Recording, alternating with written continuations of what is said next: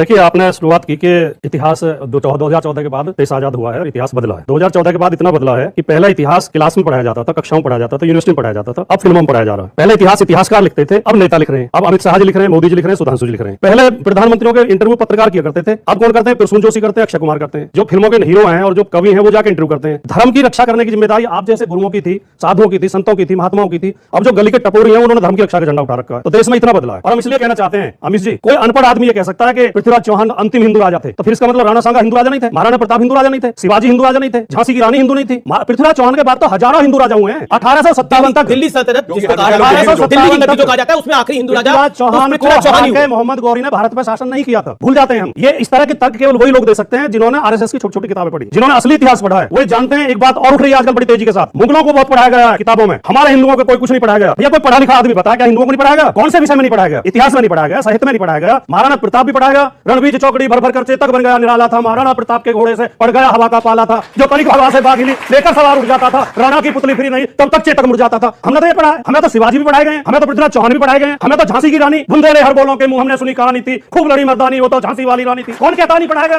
अब देश को मूर्ख बनाने की बात चल रही है। हम सबने पढ़ा है। औरंगजेब का बाप कौन? सबको पता है ना, शाहजहां का बाप कौन? जहांगीर। पृथ्वीराज चौहान का बाप कौन? इतिहास में पढ़ा है। पृथ्वीराज चौहान के पिता सोमेश्वर थे। आप देखिए तोमर थे, क्यों नहीं पता है? आप देखिए उनकी लड़ाई चलिए अभी और संयोगता का भाग चलिए पृथ्वीराज रासो भी पढ़िए तो वो साथ तो दोनों के हैं। अच्छा सुनिए, पृथ्वीराज रासो भी गलत है, अब तो छोड़िए। 2016 में आगरा में मुगल म्यूजियम किसने बनवाया? सुधांशु त्रिवेदी।